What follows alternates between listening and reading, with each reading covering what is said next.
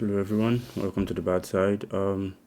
First order of business is that I want to speak about the last video that I made on this channel, which would be the video after the Grimsby game. Yeah, it's been that long. First, I want to say that going forwards, I will try to be less vulgar with my language, and also I would like to offer some apology to the players. It's a football game. They lost. It's not the end of the world, but obviously, as fans, we do get emotional about this. So that being said, I would like to move into today's video, and today's video will be very simple. I'm just gonna go through the fixtures and go win, lose, or draw, and based on what I've watched so far this season. I won't say that I've watched every single team. I think I've watched every single team, but at least that would be at least once.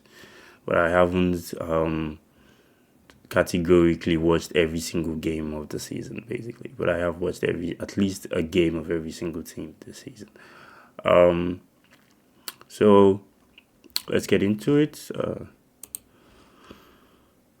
So first game, Burnley Chelsea. I think we all know Chelsea should win this quite easily. I would say Chelsea win this quite easily. Next one, Bournemouth West Ham. This is a tough one, so I'm going to go Bournemouth win. Yeah, West Ham has been quite poor, but I do think that Nuno is going to be able to get them kicking. How soon, I don't know, but for now, I go Bournemouth win. Brighton Brentford. This is the toughest match to predict. Probably right beside Fulham, Sunderland, and Liverpool Forest. Brighton Brentford, I would say a draw. I see both teams cancelling each other out. Brentford are a much more solid side. Brighton are a very transitional side, but this season I feel like there are some frailties in the midfield that needs to be adjusted, especially in defensive transitional moments. Brighton have looked quite shaky, and this just looks to me like a game where both teams could cancel each other out quite easily, and it's a draw, in my opinion. Man City Newcastle. Man City win this quite easily. Newcastle are going to try to come into this game, try to be very solid defensively, and look for quick attacking transitions against City. And City are going to expect that, want that, and beat that quite easily. So it's been fun to watch City change tactically again. Guardiola's been trying different things in different games, and I expect that he would have one up for Newcastle. And yeah, City of course aren't as much as a possession side as they used to be. We remember Guardiola talking about playing football in today's world is playing the way Bournemouth play, playing more transitional play, and so City have been quite transitional this season themselves. So again, I expect City to maybe not so comfortably win, but they should win. And maybe Newcastle get a goal, but this is a City win. I think this is like one that I'm quite sure of. The Arsenal Tottenham game. So Arsenal fans are gonna hate me for this, but I don't think you win this game. And the reason I don't think you win this game is because when I think of Arsenal playing a top European side, so that's whatever European side it is, Real Madrid, Man City, whatever side is good enough to be in the Champions League as a side that is expected to be at least in the round of 16. A lot of the times Arsenal play quite solid, they don't push too much, they don't overexpose themselves, Arsenal look to me like the team that's perfectly balanced this season. And I know I'm saying a lot of good things about Arsenal, but it's also a bad thing in the sense that sometimes to beat these teams, you have to push the edge a little. And I think Tottenham would be comfortable with the way Arsenal would approach this game. And I don't think Arsenal would have that set piece superiority against Tottenham that they usually have. The reason I don't think that is when I think of Tottenham squad, I think of Van de Ven, Romero, Richarlison. These are players that are quite comfortable attacking and defending in the air, quite comfortable jumping. So I don't see that being much of a problem for them. So what then would be what I see that Arsenal could do to hurt Tottenham? I don't know. I'm thinking of how the game would play out in my head right now, and I think it's a narrow win for either side, but I favor Tottenham to be the side that takes it. I think Thomas Frank would do a good job of prepping Tottenham for the win for this. It just feels like the kind of game that Arsenal bottle. So moving on, Liverpool Nottingham Forest. Like I said, one of the games that would be difficult to pick a side from. Brighton, Brentford, Fulham, Sunderland, Liverpool Nottingham Forest. The reason is Liverpool been like so inconsistent. You know, they won the first 5 of the season, and then from there it's been ups and downs, ups and downs. So do I know? Do I know? I don't think. Do I know that Liverpool have the players to beat Forest at this time? Yes. Do I think that Liverpool are going to be good enough to beat Forest at this time? Maybe not. And also Forest haven't been at their best this season as well. You know, they've been quite poor, to be honest. But I do know that Forest is a team on a sleeper day that could hurt any team in the Premier League. I still believe that they're good enough to play any of the top 4 sides on an even day. But I'll just give this to Liverpool because I know that they're good enough to beat Forest. So since I know that, I'm just going to go off what I know, not what I expect. Because right now I don't know what to expect from Liverpool.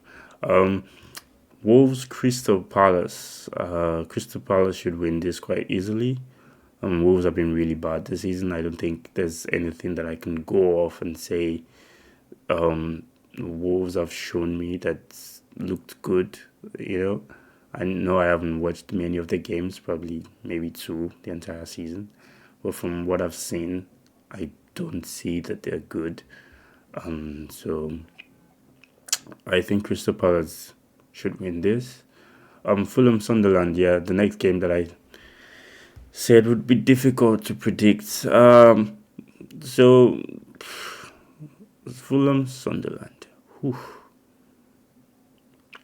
Sunderland have been really good. Like I predicted Sunderland. If you watch back the APL predictions that I made for the full season, I predicted Sunderland finish last. They're not last, guys. They're top 4 in the league, and they've been looking really solid defensively. So they've seemed a solid outfit. Fulham are also a team that I know can hurt Sunderland.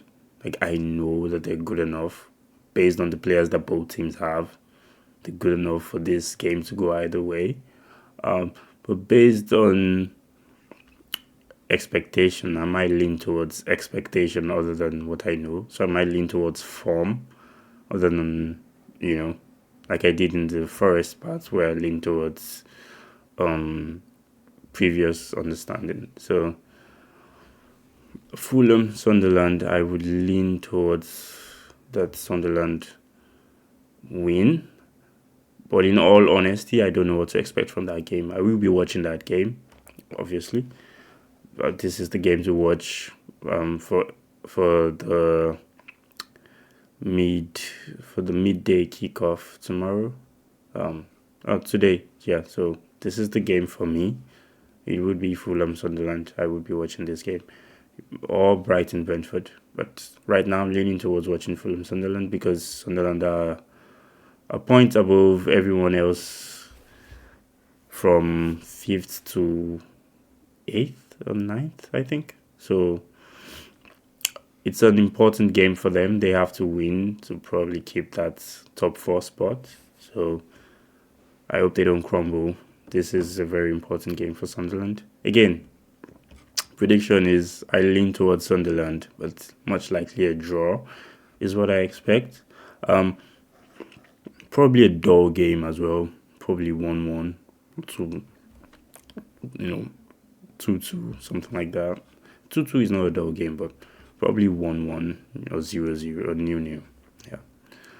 Leeds, Aston Villa. Aston Villa should win this. I mean, if they're serious about anything, Aston Villa should be beating Leeds. They looked shaky in the beginning of the season, and I kind of wondered what was going on. But in recent weeks, they've brought it back up. And I believe Unai Emery is still a good coach. I still think he's one of the best coaches in the league. So, I back Aston Villa to win against Leeds in this one. United Everton. If we can keep Grealish quiet and we can keep Iliman Ndiaye quiet, Everton should be an easy win. And on the Grealish side of things, I think Euro and Ahmad should get that covered. Ahmad's got the speed to keep up with Grealish, so he shouldn't have a problem tracking Grealish. And Euro's defensive capabilities are very good, very solid player. I think we can keep Grealish quiet. Iliman Ndiaye on the other side. Now that's going to be tricky. For some reason, I expect that Dalot will start on the left-hand side this game. I don't think he would start Patrick Dogu. And so it's it might be tricky on that left side. So we'll see what happens. We'll see what comes of it. But I think we have enough to beat Everton. We've shown since the Grimsby game that we have enough to beat Everton. So I'm gonna stick to my guns and say that we win that game. So that's it. That's my prediction for this week. Let me know what you think in the comments. Also, just to touch on some things about Man United that I've noticed.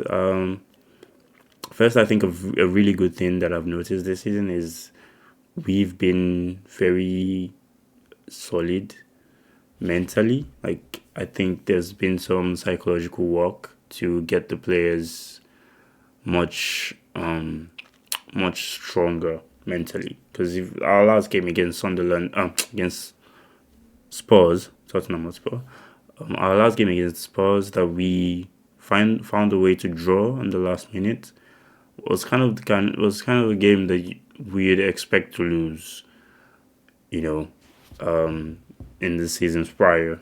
So this season, on that end, we've had this collective growth psychologically that I can see that the players are, growing into this deterministic, mode, and it's really impressive to see that. I think we've missed that a lot. It's this feeling that the players don't seem to look like players that should be playing for a club of the caliber of Man United. but this season they've seemed to show that they want to fight for the shirt and they want to be great, and I've liked to see that difference, I've liked to see that determination in them. I hope they keep that. We still have the midfield troubles, Teams still try to overload us in the midfield, since we only have two players in there. It's quite easy to put another body in there and, drag Bruno a little too high and get someone in behind him and attack from there. So it's been, in terms of that, we still need to work on how to stop that from happening. But I think the three in the back have been quite good. A lot of the times been Shaw, De Ligt, and Euro. I would like if we had someone else other than Shaw. I think it's, if I were to pick the weak link in the three at the back that we've currently been playing, it would be Luke Shaw. So, I mean, if we could get us a footed centre back in by January or next season, that would be great. But overall, they've been much better since the Grimsby game. A lot more better. But I think a lot of that is not really much that the tactics or whatever. Like Amorim says all the time, it's not about the tactics. I think there's a resurgency in the feeling amongst the group that they're good players that can make things happen for United. That's what I wanted to say. That's all I had for today. So quick one. My next video should be at the halfway point of the season, where I'll be making a new prediction, because I've seen a lot of videos on making new predictions on the season, on the way the season would end. But I want to wait till the halfway point, and by then I should have a much clearer opinion on where I believe the season would end for United and for the other clubs as well. I think Arsenal have shown that they're better than I thought, but we know it's the Arsenal, so we're waiting for the bottle. It's only 4 points, guys. I mean, it's only 4 points. Arsenal led City with 8-9 points a couple of seasons ago. So what's 4? City could do that. So let's see what happens. I would prefer Arsenal winning the league over City, just saying. But let's see what happens when that time comes. So yeah, that's basically all I wanted to cover for this video. I will be making my next video on the 19th. Also, because I wouldn't be able to sit at my desk for a while. I just moved there, but I would need to move again for Christmas with my family. So I would have to leave my desk and my equipment here, and I would not be able to make more videos as I would like. But as soon as I'm back, I should be back around the halfway points of the league season, and we should pick up from there and pick up from, as I said, the final predictions that I'll be making in terms of how the season would end. So that's it, guys. Over and out. This is the BahdSide. Thank you for watching today's video. See you guys next time.